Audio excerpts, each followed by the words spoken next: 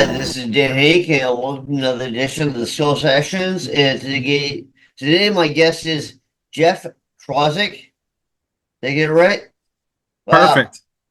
All right, I made sure I double checked before I started. So. All right, man. So, what do you got going on? So I'm the co-creator of a comedy comic book series that is going to be coming out in comic shops in July. It's an office comedy, kind of like Parks and Recreation or The Office or something like that. But it's about a company that makes sex robots. And the series is all about, the kind of jostling at the company. There's a new female CEO, and she's brought in to help release this new model, but there's like a total boys club at the company, so she's trying to change that a little bit. And we've been working on that series now for the past few years. We finally got a distribution deal, so that'll be coming out in July. But the story of the company itself and the employees is kind of where the comic series is. And we kind of asked ourselves, what about we always wanted to expand the universe a little bit. So we wanted to do a series of stories about the customers that actually buy the robots. And so we decided to do an anthology, a curated anthology, an indie comics anthology, where we found like some of our favorite indie comic creators and let them just write and do whatever kind of story they want about, the customers who interact with these robots. And it's shaping up to be really awesome. And the Kickstarter for that is going to go live on the 13th of February, and it'll run till I guess March 13th, so for 30 days. But we So just it's have sort of an anthology of so you have the theme and you have like the basically general direction that's going, and they like take it to their own special field. Yeah, I mean, we kind of gave them very little direction. We basically said, as long as you kind of keep the robot pretty much on model, you can do whatever you want. So we've got some like horror type stories. We've got some like That's what really it sort of is. like, So like some's more horror, some's more sci-fi. It's just exact. whatever they feel like it, like what they feel like to relates to the best story. Exactly. And we got we have a lineup of creators that all have like super really distinctive voices, both in their artwork and their storytelling. So, Yeah, it's awesome. like, So you have and we multiple want to let artists them. doing different stories. Exactly. And it's just a whole slew of indie creators that we like and really admire, and they were all Did they super pick the excited to get artist, or involved. did you pick the artist? We sort of, well, it's kind of a mix of stuff. I mean, we kind of A curated a mixed list of bag. artists that we wanted to work with. But then my co-creator, Sean Hamesworth, he and I collaborated with an artist on a story a while back that didn't really have a home, so that's going to go in there. And then he's written a new story that he collaborated with a local artist to do. So we have some that we sort of had a hand in, and then others that we just let the creator do whatever they want. Okay, awesome. What's the average length of a story? It ranges anywhere. We have some creators that are just doing quick little 2-page stories, and then we have some that are doing 6-page stories, and then the longest is like a full comic book size 22-page story. So it's kind of like Love and Robots, but like comic book form. Yeah, exactly. That's exactly it, man. Okay, awesome. So, what are you putting out there right now? Like, do you have a mainstream distributor? Are you using like Dynamite? Are you using like one of those kind of like more indie channels? Like, I know I talked to a lot of comic book artists and a lot of comic book basically producers, writers, whatever. And I also talked to a lot of authors that own comic shops, and they say that Marvel and DC is only 3 to 4% of sales these days. And Oh a yeah. lot of the indie people that I talk to, like they have their own deal going on, so they're like they found the right publisher and everything, but it's like the people that make the product they like, but like they're the like grand company. Yeah, totally. I mean, basically, well, I mean, there's just like, first of all, there's a lot of flux right now in the distribution game anyway, because Diamond, the news that came out about Diamond, they're bankrupt and they're like the biggest distributor, right? They're the biggest And forever, yeah. Exactly. They've had a sort of stranglehold on the industry. And I mean, there's been some new players pop up in the past couple years. And then, I mean, the big two, DC and Marvel, have sort of like rethought their relationship with Diamond, but then their news coming out that they're going bankrupt. It's like everybody's kind of scrambling right at the moment to figure out what's going on. I mean, we do have a distribution deal with Diamond for the series that's going to be coming out in July. For the book itself, we're just going to do that ourselves. I mean, we've done a few Kickstarters, successful Kickstarters in the past for the individual issues that we started with. And this book, I mean, we're fairly confident we can handle the campaign on our own, but we're kind of looking to have, maybe if we want to put it in comic shops, we're doing a retail bundle, so we're doing our own sort of distribution of this book, but it may be the case that like down the line we actually look for a publisher and have somebody else handle all that, but so far, it seems like we're still going to be going ahead with the series with Diamond, but who knows how that may change in the next few months. I mean, I know right now there's a bunch of indie creators that are kind of, there's competing sort of ideas for banding together as a distribution concern. There's a lot of talk about how they can make that work, like get all these indie publishers together, because Do you guys Diamond's kind of not come together and form like a commune that's like a distributor as opposed to like back in the exactly. old school days when they had like it's like the Walmart of comic book producers. So you had to like bow the knee.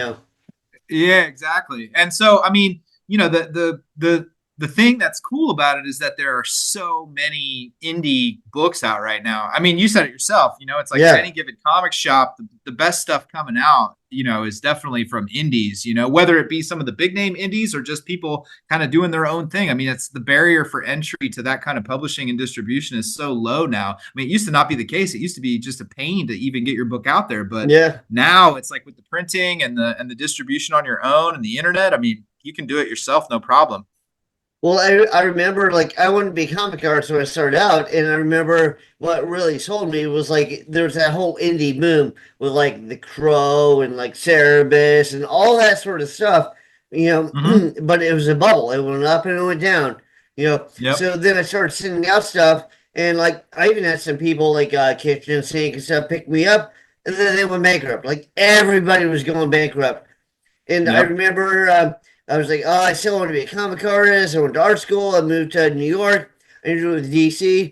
DC was almost bankrupt. They only want superheroes. So long Yep. story short, like, now I've interviewed a lot of people that like I really looked up to, like Steve Bissett and like Walter Simonson and stuff like that. They teach at art schools. Like those big companies kept everything. Yeah. So it's like, they just paid you page rates. You were lucky even if you got your original artwork back. Yeah. Yeah. Totally. Yeah. I mean that's sort of, and it's funny because like looking at it now, it's kind of funny because it seems like such an obvious no brainer that that's like a terrible deal for the creators, but for 50 years that was all you were going to get. There was no Yeah. place else to go. It's like not everybody can be an Eastman and Laird and hit $1 million idea right out of the gate with their black and white indie comic book, especially in the 80s. Right. So Well, but that's now actually I what think caused that's the bubble because the first issue of Teenage Mutant Ninja Turtles was so like so few copies were available. They shot up in price, and then everybody's like, "Oh well, this is where the money's at." So they're like buying all these crap indie comics, and some of them very badly drawn. oh Like yeah, yeah, I remember totally, the yeah. stores would have like boxes of like indie comic books for like 10 cents each. Oh yeah, totally. Yeah, that black and white explosion, man, was something else. I mean, there was some gems in there, but there was a lot of just really wild. And it's kind of funny because now like that kind of stuff has gotten really popular in almost like an ironic sense. It's like people are looking back at all these comics, like Power Comics out of Portland. It's like that's their bread and butter is all these like 80s indie outlaw comics that are just totally over the top in this very 80s black and white aesthetic. But people love that now. So I mean. There's But room for I that think to there was a grow lot of good now stuff too. coming out. But I remember because I'm old. I remember like when comic shops were like a rare thing. Like Oh yeah, we lived near a bookstore, or we lived near a university, and because of that, we had a bookstore and went to comic shop. But that was kind of rare. Most of them were sold on spinner racks at like 7-Eleven and stuff like that. So I, oh I yeah, remember like picking up Watchmen and Dark Knight and like Faust and stuff like that. But you know, that's only because there's a university town. Like nobody usually had that, and then it blew up from there. Yeah, yeah, totally. I mean, that was kind of how I started too. It's like my first comic experience was like going to the supermarket with my mom when it was still newsstand distribution, and comic shops were like a new thing, It was like really Yeah, like this, like, wow, what is this place? But yeah, the bookstore down the street is where I bought all my like back issues and stuff and buying, Detective Comics off the rack for sure. And it's funny too because now, everybody for years now, people have sort of like predicted like the death of the direct market because it's like you have these specialty shops, not that many people are coming in, kids aren't really into comics, and it's there's been plenty of people that have said, why don't they go back to the newsstand model, like put these things on the racks at grocery stores again, it's like where people will see them. So I don't know, maybe yeah. we're Then gonna go look at back the to that. Comics Code Authority stamped on it, and it'll be like super lame again. And yeah. Yeah, maybe it could be. I don't know, but I don't know. Did you? There's no way you picked up Faust at the Oh bookstore, no, right? no, no, no, no. It's like I remember, so it was a indie comic shop, and they had Faust like back behind the counter, wrapped up, and like and Oh they had a yeah, black cover on it, so you couldn't even see like the graphic painted cover. Then you had a black yeah. cover over that. But I was like, when you're a kid, you're like, dude, now I gotta get it.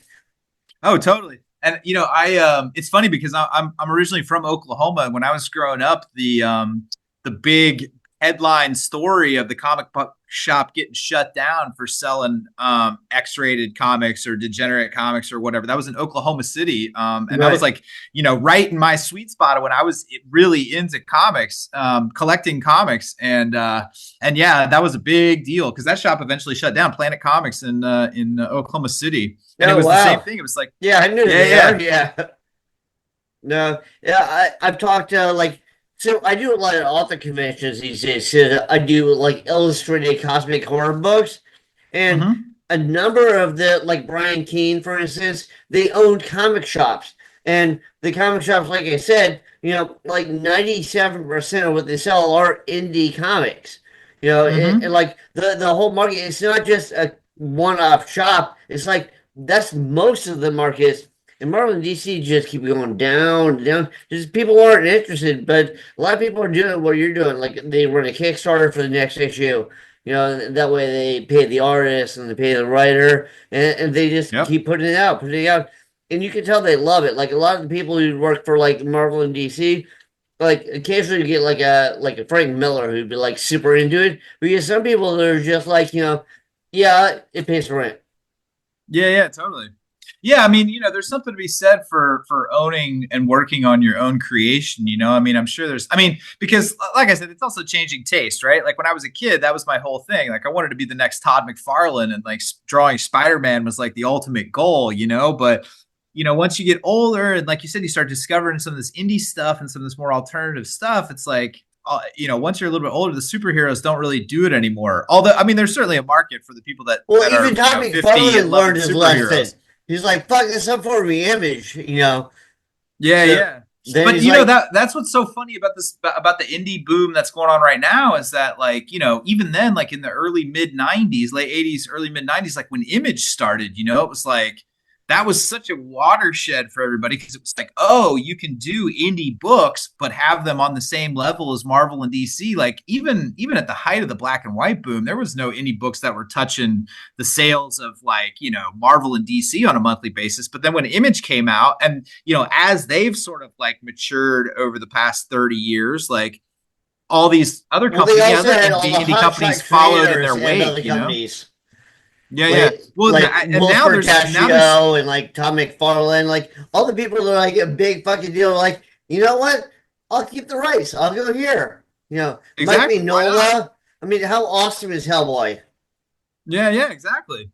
But now, I mean, that opened the door to now it's like, you have the people that are doing it on their own, like the indie publishers that are just publishing on their own, but there's also plenty of like indie labels that are and indie publishers that are bigger names, like Vault is putting out great stuff. Dark Horse, they're one of the old school ones, but Dark Mad has Cave is always another been great. great one. Yeah. But there's a lot of like up and coming sort of like indie publishers too, because that's the thing, and that's how I'm curious how this whole Diamond thing's going to shake out. Because I mean, that was the lifeline for a lot of these like not like teeny tiny publishers, but like mid tier indie publishers, because that's where some of the best stuff's being put out. Like I said, like Mad Cave, Vault, Dynamite, IDW, like there's awesome stuff coming out of there, and it's like that just wasn't the case 30 years ago.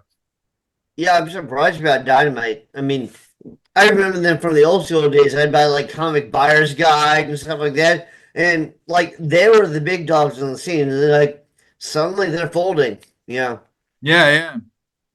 so I was looking at Yeah, that. so we But see how it shakes out. tell me some more about the comics that you have coming out. Like you said you have an anthology with writers. It's a regular series, and you're doing an anthology to like kind of top it off. Yeah, kind of. I mean, basically, we have the series coming out. We wanted to sort of start generating a little bit of buzz for the series. And like I said, we have this whole universe in which these sort of sex robots exist. So we thought it would be fun to tell the story of the people who buy them and what that looked like. And, it's like we want one to inform the other. I mean, for us, we think that like a blended approach is the best way to success, because we actually last year we did a small little short story that was in this vein. Myself and the author, we did a sort of side story about a customer, and it was a little bit more of a horror story. And we my co-author Sean, he comes from the film world, and so he's the one that came up with the story and then found me to do the artwork and the design and stuff. But he adapted the short story we did, the horror short story we did into a short film, and it had a bunch of success. So we're trying to figure out how to mix the success of all these three together to get some eyeballs on the comic, because we think it's a really fun concept. How can people see the film? It's on YouTube. You can search SHP Comics. That's SHP Comics on YouTube, and the film is called Technical Support. And we totally shocked us. I mean, it played a bunch of festivals around the world, here in Europe and in the States, and won some awards and stuff. And I told Sean, I was like, we should just put it up on YouTube. And I mean, it kind of went crazy. It went viral, so it's got like almost 900,000 views now. Oh, that's And awesome. it's like, Yeah. yeah. So we're trying to figure out like how do we, because we're kind of trying to figure out how, because the story we think has some legs, and we'd like to see it live on beyond just the comic series. We love doing the comic, but we think it has enough legs to go beyond that. So trying to figure out a way to parlay some of the film success, and hopefully some buzz around the Kickstarter, because we'd like to do another anthology. It's like we don't think that the universe that we've created should be limited just to the story we're telling. Like it's really open, and so hopefully this anthology will be the first of many that we're doing there, because it gives us a chance to kind of work with a little bit more off the beaten path creators and indie creators who have their own sort of unique sensibility, as opposed to the style for our comic book is pretty straightforward. It's kind of a pop art kind of Mad Men kind of feel, but Right. but it's fairly realistic, because it's And like an you're office the artist, comedy. is that correct? I'm the artist. Yeah. Okay, and what would you say you're like? I know people hate to do this, but if you had to compare it to something that people go, "Oh, it's kind of like that," what would it be? Um, Jeez. Compared to something that would be like that, I'm trying to think of another comic that it would be like. Maybe something like, well, there's a comic coming out right now. I think it's from maybe Mad Cave or possibly Whatnot. It's called Money Shot. Okay. And it's like a not safe for work comedy about astronauts who are Well, stuck in a I space don't even mean the station. theme. I just mean like the style of artwork. Like Oh, the style of artwork? I mean, man, honestly, I'm going to be honest with you. I kind of think I've hit on something new. Like there's a really big sort of pop art element, so I use really bright colors and a lot of really prominent like halftone. right. But the artwork, I'm trying to find this balance between like say somebody like Bill Sienkiewicz, Mike Allred, Okay. and Yeah, maybe like Bill some. stuff is awesome. And Oh I yeah, remember when it came out, like he got a lot of he got a lot of hate because a lot of people I think they didn't understand it. He was like ahead of his time. oh yeah, But he was doing all this like I remember Electro Assassin, I was like, that is so good. Plus, I mean, yeah, Frank yeah, Miller is an awesome author when he wants to be. I've seen him write yeah, some yeah. crap, but he's written some really good stuff. and that Oh was yeah. very well written. Yeah, Side note. but as far as the art goes, like I'm kind of I'm influenced a lot by like Dan Clowes is a big touchstone for this book because there's a lot of really bright high key colors. Charles Burns is a big influence of mine, so you probably see some Burns influence in there. It's all analog drawn. I do all the coloring digitally, but it's all pen and ink with a brush ink. So um, but yeah, I think that sort of like really flat kind of 50s 60s inspired color palette, but with like a modern sort of sensibility. That's what I wanted to feel, kind of throwback, like the intro to Mad Men was sort of our touchstone. But we're also I've had people really compare it to Rank Xerox by Liberatore too. So No, I yeah. mean, maybe some people see some of that in there too. But Yeah, I think anything that's well done, it doesn't matter what the style is as long as they pull it off. Like I love Mike Mignola's stuff and I love Mike Luta's stuff. Totally yeah, fucking yeah, different, but they're both very talented. yeah, absolutely. So, with the anthology, is it like kind of a variety? Like, I don't know if you've seen the movies like Fido or Deus Ex Machina. Like, one's like more comedy oriented, one's more like kind of like realistic, how this go down oriented. Is that kind of what you do with the anthology? Like, people have different inputs. Yeah, I mean, it's like each creator is kind of doing their own sort of thing, right? So like we like I said, we wanted to make the stories sort of like as universal and as broad and as diverse as possible. So like I said, we just kind of told we found creators that we really liked and said, hey, we want you to be part of this anthology. Here's the premise, but write whatever kind of story you want. And so like I said, there's a couple of artists that have done like kind of straight ahead sort of horror stories. There's like a morality tale. Me and my co-creator did one that's like, it's almost like the sex robot as like a relationship therapist. We have a trans creator that's doing like a trans sort of metaphorical story about the robot and the person becoming one.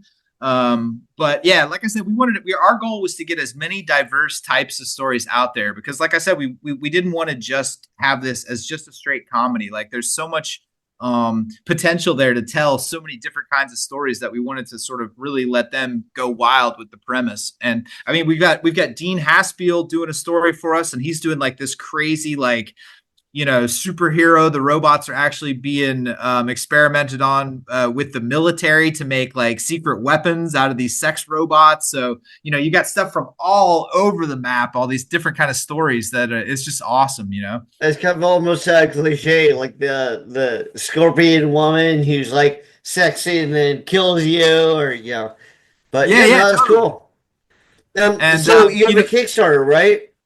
yeah, How yeah, do the people see the Kickstarter. Kickstarter?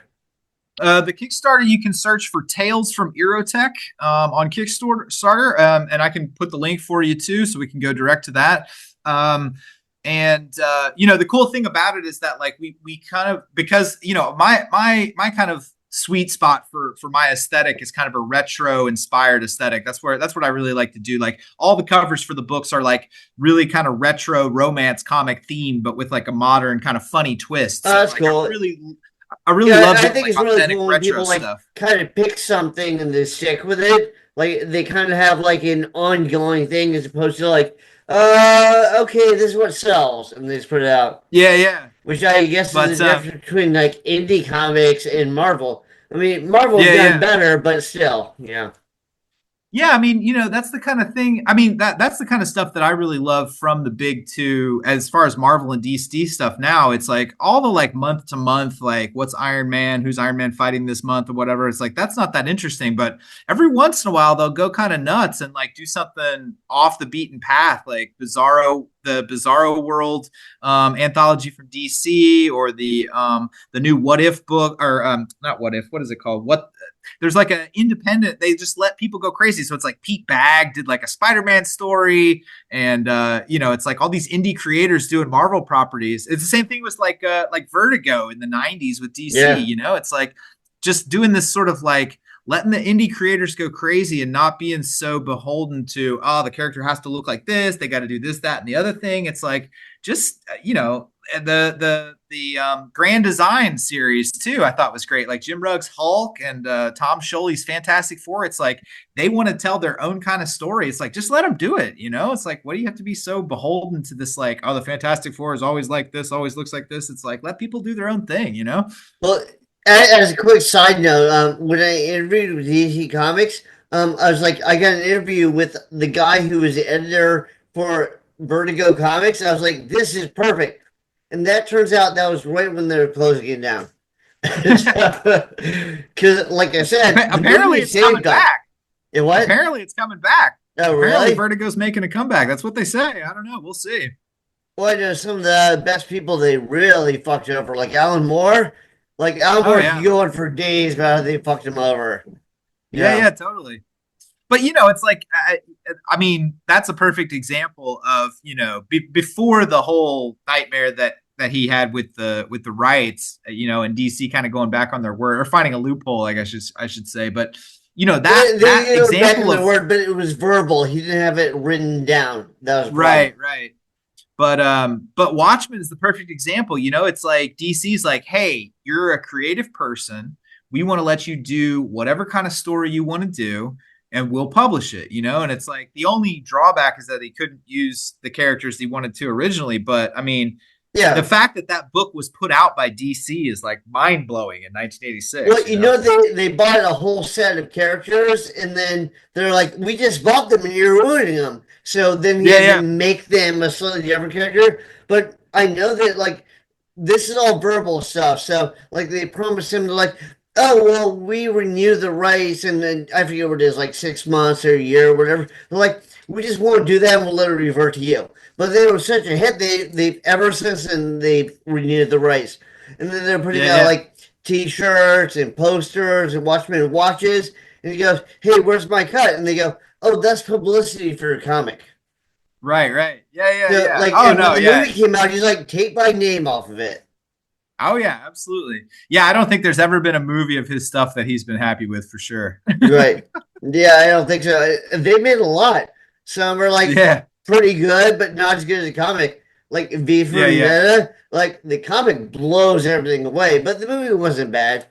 From Hell was like, I thought, really bad. Yeah, it was terrible. They totally missed the whole point of the comic, honestly. Yeah. Well, also, like, how do you compare that with Eddie Campbell? Like, some things are just meant to be comics, Like, you need the illustration. 100%. And honestly, I mean, Eddie Campbell, my God, he's like one of my all-time. It's kind of funny because I tend to wish that I could be as loose as Bill Sienkiewicz or Eddie Campbell. Right. My stuff is way more anal, but I've found some sort of messy sweet spot between like Bill Sienkiewicz and Charles Burns. I wish I was as fastidious and as perfect as Charles Burns and as awesome as loose as Eddie Campbell, but I'm somewhere in between those two. Yeah, I remember when I first saw Bill Sienkiewicz, and this was decades ago, and I was like, I don't know. And then just over time, it's like I've grown to appreciate him more and more and more. And now I'm like, dude, he's way ahead of time. He's amazing. All right, man. So let's wrap this up. But tell me how people can reach you, if they can see your comic. Basically all the links you have going on. Sure. So you can find me online at geoffreyk.com, and it's kind of a funny name. It's GeoffreyK.com. That's my website.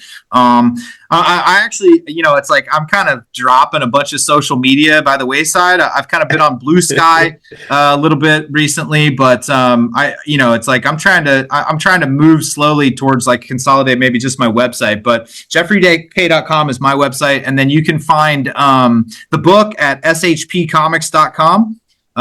That's where you can find I'll put all this up there, all the links, but if people want to see it visually, if they don't hear this, it's good that you express it. Yeah, absolutely. But SHP Comics, you can search them and find Aerotech, and then his other books. He's got some other great series going too. And then if you search for Aerotech on Kickstarter, you can find it. But I'll make sure you got all the links so that people can check it out. Okay, and when does Kickstarter start? The Kickstarter goes live on February 13th. That's our big launch day. and then it'll run through I think March 13th, so 30 days. So you got a whole month to check it out and get your pledge in. We got some cool bonus stuff in there that you Yeah, can that's what I was get. gonna ask. What do you offer? Well, we're going to do signed book plates from all the artists. We're probably going to give away some original sketches. And plus we have all of the sort of like out of print, like short stories and comics that we've done for Erotech along with that. We're probably going to add a bunch of, one of our stretch goals is going to be adding a bunch of process and behind the scenes content. We're probably going to do like little doodads, stickers and posters and prints and stuff like that. So there's a ton of stuff that you can get alongside of that. And like I said, we're going to be really hyping up when the book comes out in comic shops in July. So Erotech is it's going to be Erotech summer, man. Hashtag Erotech summer. Everybody can hashtag it. Okay, it's gonna be in the shops that they have to order it. The Kickstarter the Kickstarter is just a Kickstarter. Like you don't have to worry about comic shops for that. The book itself, it'll come out in comic shops July 1st. The first issue comes out July 1st, but we're going to be burning everybody's ears off promoting that pre-order cutoff, getting everybody to get their comic shops to order it in June so that they have the first issue there in July. But I'm probably going to be doing a signing. I'll probably do one at my local shop here in Berlin. I'm going to try and get to Gosh Comics in London to do a signing. And then we'll probably have some events. Do you ever come here to the US? I do. Yeah. Like I said, Sean with SHP Comics is going to be at San Diego this year. He's always doing a bunch of Comic Cons in the U.S. And once the book comes out, we're going to try and work it out to where I can make some appearances there in the States. So we'll have more information about that, and I'll definitely have it up on my site and out on all the socials too. Okay, awesome. So last thing, let me ask you for a couple of recommendations. Like, like this is what I like. And also, if they like that, they'll be like, hey, maybe they like your stuff too. Absolutely. Well, like I said, I mentioned it up top. Money Shot is a great book. I'm pretty sure it's from Mad Cave. It might be from Vault, but Patton Oswalt's gotten involved with it. It's a great book. Patton Oswalt's Minor Threats is another great book that I'm really enjoying at the moment. There's another creator with a new series that just came out. He's on the second or third issue now called Spectrum from Dave Chisholm. Also a really great book that I'm really loving at the moment. And then also Tom Scholey's new series, Godzilla Monster Theater, is also another great book. And I guarantee if you like any of those books, you're going to love Erotech. So fans of sex robots, comedy, and comics will definitely want to check out Erotech. Okay, awesome, man. So, all right, you have anything else you want to throw out there for the wide social audience? No, man, I really appreciate you having me on to jab. Yeah, thanks, man. Thanks for doing this.